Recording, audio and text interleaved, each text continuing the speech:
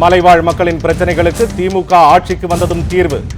அதிமுக ஆட்சியில் தேயிலை தோட்ட தொழிலாளர்களுக்கும் எந்த திட்டமும் செயல்படுத்தப்படவில்லை என நீலகிரியில் திமுக பொருளாளர் மு.க. ஸ்டாலின் பேச்சு.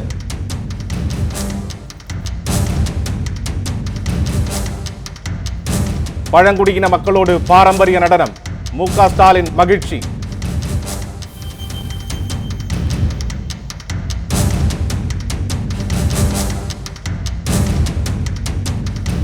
அன்புமணி ராமதாஸ் மீதான மருத்துவக் கல்லூரி ஊழல் வழக்கு, டெல்லி சிபிஐ நீதிமன்றம் இன்று உத்தரவு.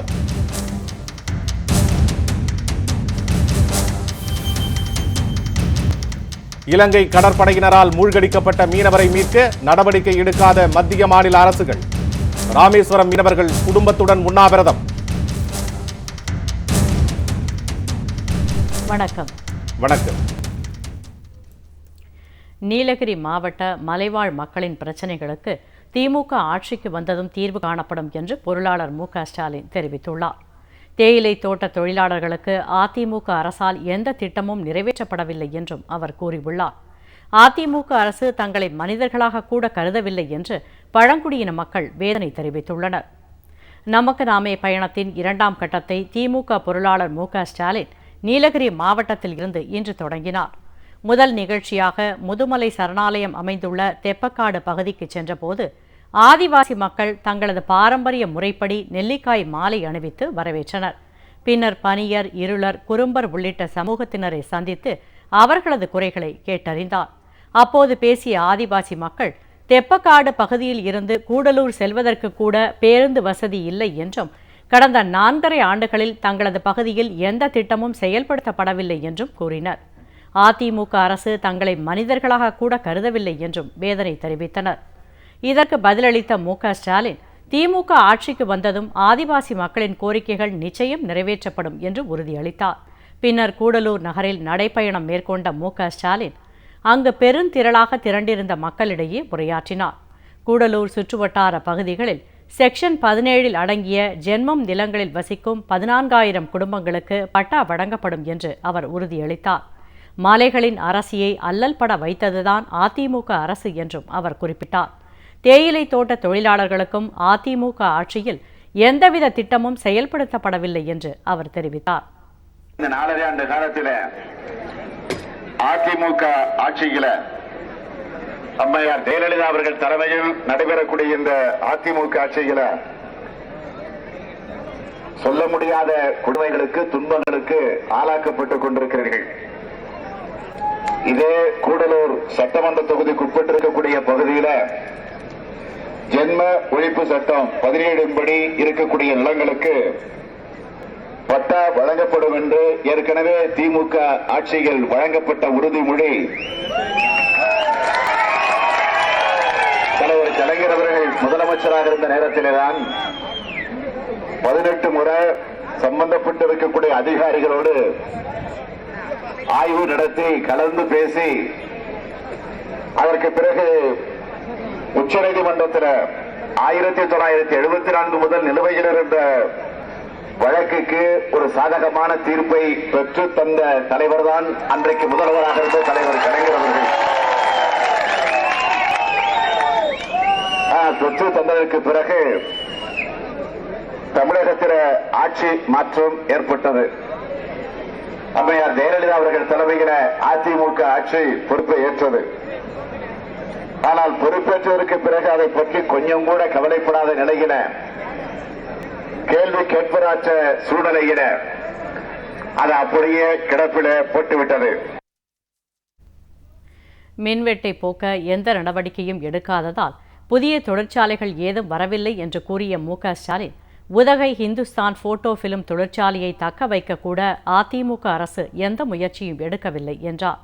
நீலகிரி மாவட்டத்தில் 7,000 கோடி ரூபாய் செலவில் அறிவிக்கப்பட்ட சில்லஹல்லா நீர்மின் திட்டம் அறிவிக்கப்பட்டு 2.5 ஆண்டுகளாகியும் அதற்கான பணிகள் எதுவும் தொடங்கப்படவில்லை என்றும் அவர் தெரிவித்தார். தொடர்ந்து அனுமாபுரம் பகுதியில் உள்ள ஒரு தேயிலை தோட்டத்திற்கு சென்ற அவருக்கு தேயிலை மாலை அணிவித்து வரவேற்றனர். அப்போது பேசிய தோட்ட தொழிலாளர்கள், இப்பகுதியில் சுமார் 5 லட்சம் தேயிலை தோட்ட தொழிலாளர்கள் இருப்பதாகவும், முந்தைய திமுக ஆட்சியில் தங்களுக்கு கூலி உயர்வு, பணி நிரந்தரம், ஓய்வூதியம், மருத்துவ காப்பீடு போன்ற பல்வேறு நலத்திட்டங்கள் செயல்படுத்தப்பட்டதாக தெரிவித்தனர்.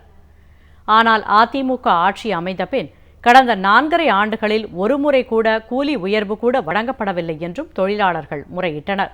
தொடர்ந்து பைக்காராவில் மலை காய்கறி தோட்ட தொழிலாளர்களையும் சந்தித்து உரையாடினார். கூட்டுறவு சங்கங்களில் விதை, உரம் போன்றவை வழங்கப்படவில்லை என்று குறிப்பிட்ட காய்கறி தொழிலாளர்கள், அப்படியே வழங்கப்பட்டாலும் அவை தரமானதாக இல்லாததால் அதனை பயன்படுத்தி விளைவிக்கப்படும் காய்கறிகளுக்கு உரிய விலை கிடைக்கவில்லை என்றும் தெரிவித்தனர். காய்கறியை விற்பனை செய்ய முடியாத அளவிற்கு இடைத்தரகர்களின் தொந்தரவு இருப்பதாகவும் உரிய சந்தை வசதி இல்லை என்றும் தெரிவித்தனர்.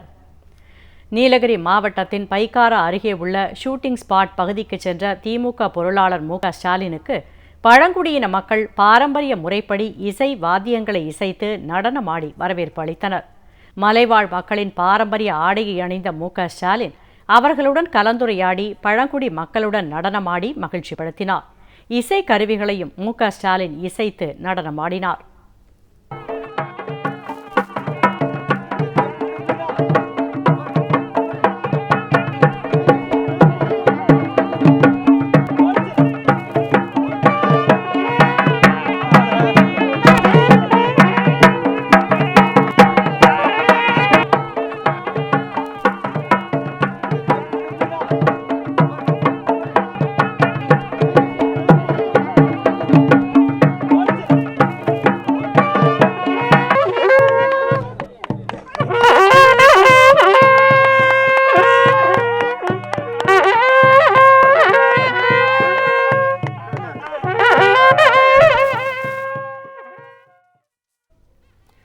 பாமக இளைஞரணி தலைவர் டாக்டர் அன்புமணி ராமதாஸ் உள்ளிட்டோர் மீதான மருத்துவக் கல்லூரி ஊழல் வழக்கில் குற்றச்சாட்டு பதிவின் மீது டெல்லி சிபிஐ சிறப்பு நீதிமன்றம் இன்று பிற்பகல் உத்தரவுகளை பிறப்பிக்க உள்ளது.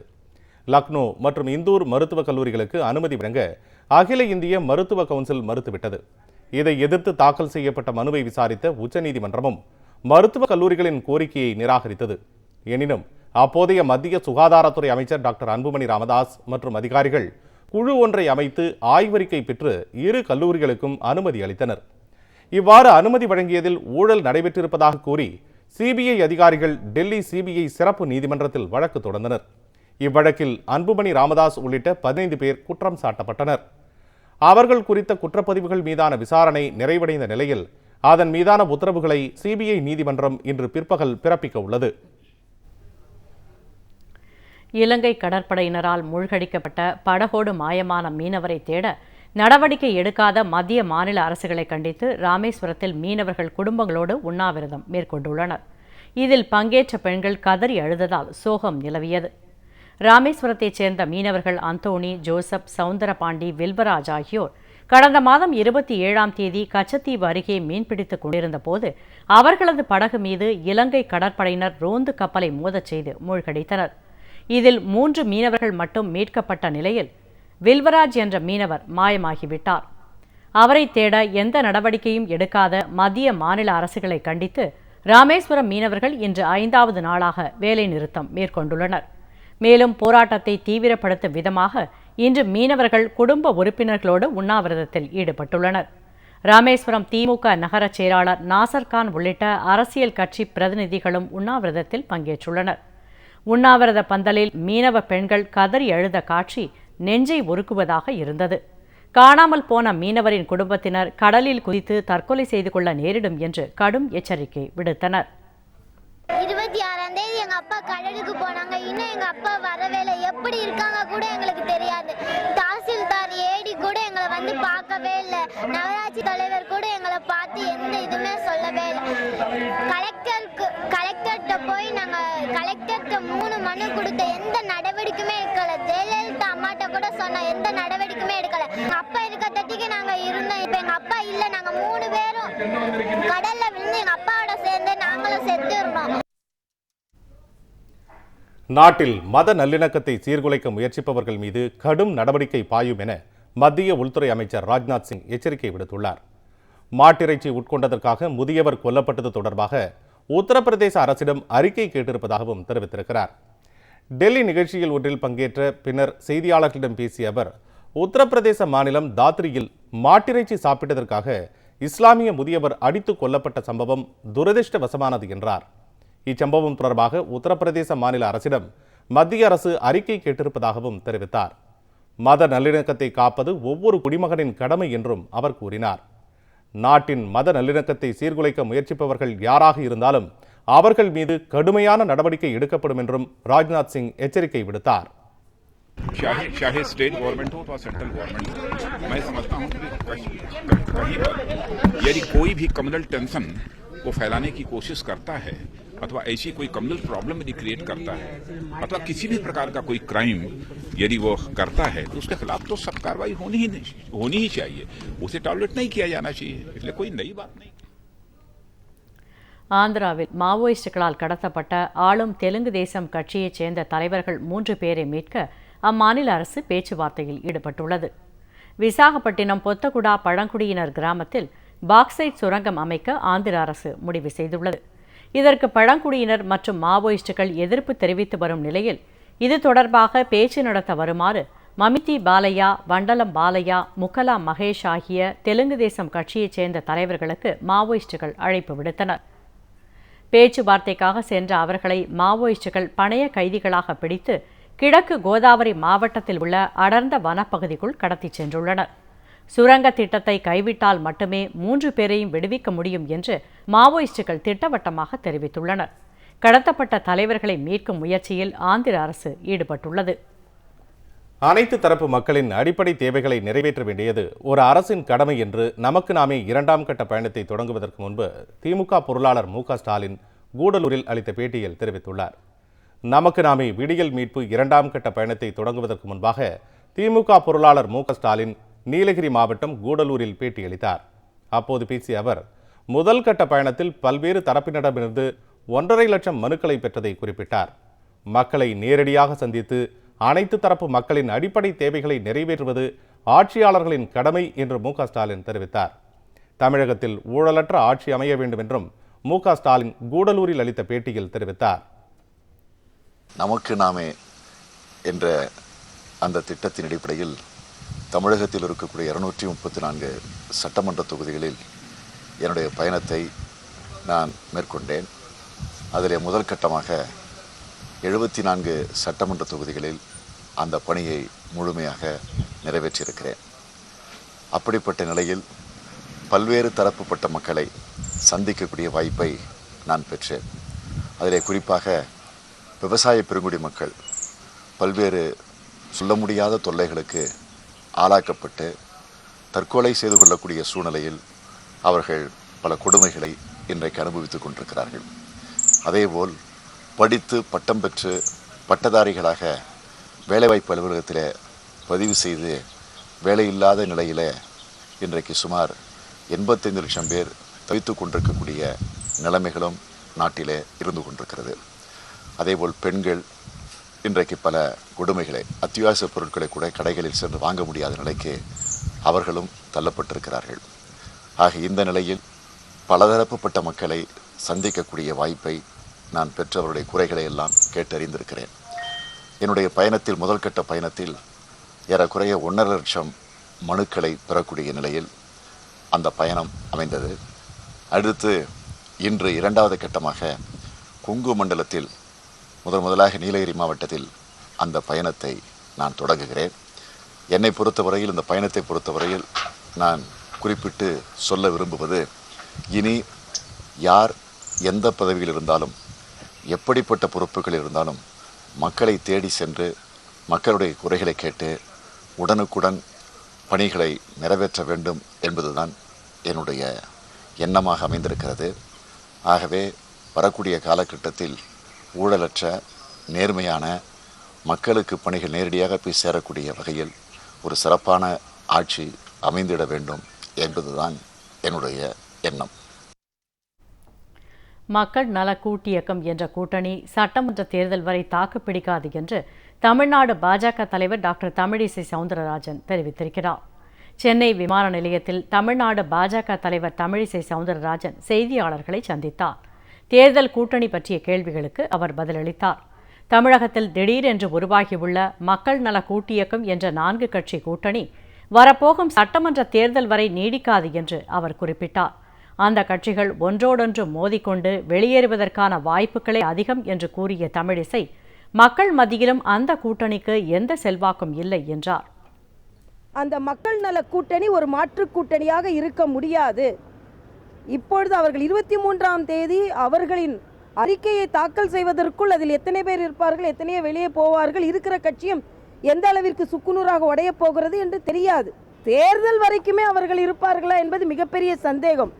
ஆரம்பித்தது எப்படி ஆரம்பித்தார்கள், எப்படி தேய்ந்து கொண்டிருக்கிறது, உடைந்து கொண்டிருக்கிறது என்பதையெல்லாம் நாம் பார்த்து கொண்டுதான் இருக்கிறோம். தமிழகத்தில் இந்த கூட்டணி எந்தவித தாக்கத்தையும் தமிழக தேர்தலிலும் சரி, தமிழக அரசியலிலும் சரி ஏற்படுத்த முடியாது. மக்கள் நலத்திட்டங்கள் எதையும் செயல்படுத்தாமல் தமிழக அரசு முடங்கி கிடப்பதாக அவர் புகார் கூறினார். அனைத்து துறைகளிலும் ஊழல் பெருகிவிட்டதாகவும் தமிழிசை சவுந்தரராஜன் குற்றம் சாட்டினார். வேலூரில் பிரபல மருத்துவரை காரில் கடத்தி 1.5 லட்சம் ரூபாயை பறித்துக்கொண்டு 4 பேர் கொண்ட கும்பல் தலைமறைவாகியுள்ளது. கேரளாவைச் சேர்ந்த மருத்துவர் பிரதீப் ஜான் பிரமோத் கழிஞ்சூரில் மருத்துவமனை நடத்தி வருகிறார். இவரது வீடு கார்னாம்பட்டில் உள்ளது. கடந்த 2 நாட்களாக அவரது வீட்டிற்கு தொடர்ந்து வந்த 2 பேர் தங்களது தந்தைக்கு உடல்நிலை சரியில்லை என்றும் அவர்களது வீட்டிற்கு வந்து மருத்துவம் பார்க்குமாறும் கெஞ்சி கூத்தாடியுள்ளனர். மருத்துவர் விடாப்பிடியாக மறுத்தும் 3வது நாளாக வந்தும் அழைத்ததால் பரிதாபப்பட்டு அவர்களுடன் பிரதீப் காரில் சென்றுள்ளார். நகரப்பகுதியை கார் தாண்டியவுடன் மற்றொரு காருக்கு அவரை மாற்றி காட்டுப்பகுதிக்கு கொண்டு சென்றுள்ளனர். மேலும் 2 சேர்ந்து கொள்ள 4 பேரும் 50 லட்சம் ரூபாய் பணம் கேட்டு மருத்துவரை மிரட்டியுள்ளனர். அவ்வளவு பணம் இல்லை என மருத்துவர் மறுத்ததை தொடர்ந்து அவரிடமிருந்த 1.5 லட்சம் ரூபாயை பறித்துக் கொண்டு அந்த கும்பல் தலைமறைவாகிவிட்டது. இது தொடர்பாக போலீசார் விசாரணை மேற்கொண்டுள்ளனர். 121வது வயதில் அடியெடுத்து வைத்துள்ள குமரி மாவட்ட பாட்டி தனது பிறந்த நாளை கேக் வெட்டி கொண்டாடினார். இதுவரை மருத்துவமனைக்கே சென்றதில்லை என்று அவர் பெருமிதம் தெரிவித்திருக்கிறார். வாழ்வில் சாதனை படைக்கும் எத்தனையோ பேரை பார்த்திருக்கிறது இந்த உலகம். வாழ்வதையே சாதனையாக்கி காட்டி இருக்கிறார் தமிழ் மூதாட்டி ஒருவர். கன்னியாகுமரி மாவட்டம் பாரசாலை ஊராட்சி பலுகல் பகுதியைச் சேர்ந்த லோயிஸ் பாட்டிதான் அவர். 1895ஆம் ஆண்டு அவர் பிறந்தார். தனது மகளுடன் வாழ்ந்து வந்த லோயிஸ் கடந்த 2014ஆம் ஆண்டு முதல் படப்பை அரம்பாக்கத்தில் உள்ள தனது மகன் வீட்டில் தங்கியிருக்கிறார். நேற்று 121வது வயதில் அடியெடுத்து வைத்த லோயிஸ் பாட்டி இந்த வாழ்நாள் சாதனையை தமது குடும்பத்தினருடன் கேக் வெட்டி கொண்டாடி மகிழ்ந்தார். இத்தனை ஆண்டு கால வாழ்வில் ஒரு நாள் ஒரு பொழுது கூட மருத்துவமனைக்கு சென்றதில்லை என்று லூயிஸ் பாட்டி பெருமிதம் தெரிவித்தார்.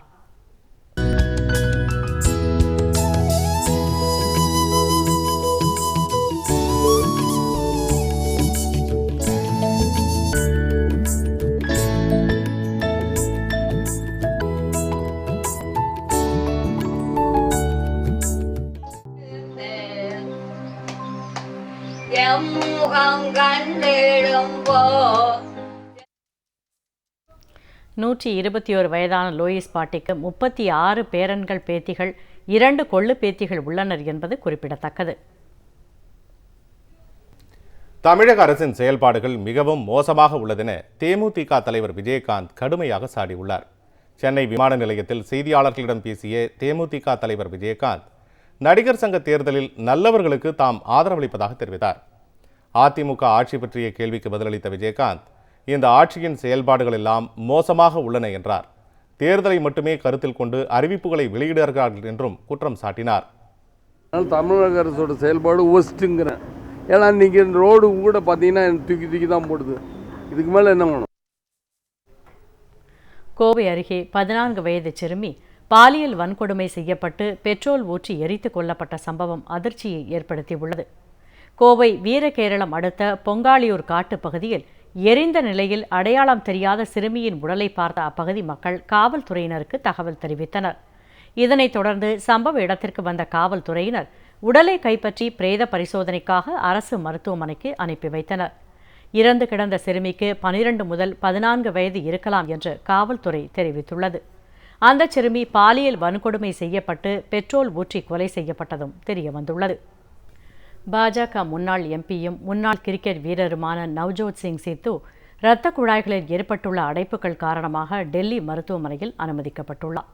இதுகுறித்து டெல்லி அப்பல்லோ மருத்துவமனை வெளியிட்டுள்ள செய்திக்குறிப்பில் நவ்ஜோத் சிங் சித்து நேற்று மாலை மருத்துவமனையில் அனுமதிக்கப்பட்டார் என்றும் அவருக்கு இரத்த குழாய்களில் ஏற்பட்டுள்ள அடைப்புகளுக்காக தீவிர சிகிச்சை அளிக்கப்பட்டு வருவதாகவும் தெரிவிக்கப்பட்டுள்ளது. இந்த நோய்க்கு உரிய நேரத்தில் சிகிச்சை அளிக்கப்படவில்லை எனில் உயிருக்கு ஆபத்தாக அமையும் என்று கூறியுள்ள அந்த அறிக்கை தற்போது சித்துவின் நிலை சீராக இருப்பதாக தெரிவித்துள்ளது. மீண்டும் தலைப்புச் செய்திகள். மலைவாழ் மக்களின் பிரச்சினைகளுக்கு திமுக ஆட்சிக்கு வந்ததும் தீர்வு.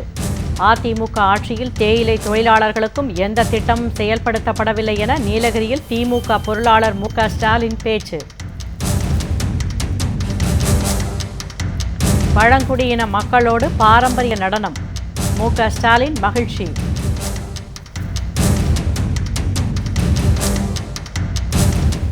அன்புமணி ராமதாஸ் மீதான மருத்துவக் கல்லூரி ஊழல் வழக்கு, டெல்லி சிபிஐ நீதிமன்றம் இன்று உத்தரவு. இலங்கை கடற்படையினரால் மூழ்கடிக்கப்பட்ட மீனவரை மீட்க நடவடிக்கை எடுக்காத மத்திய மாநில அரசுகள், ராமேஸ்வரம் மீனவர்கள் குடும்பத்துடன் உண்ணாவிரதம்.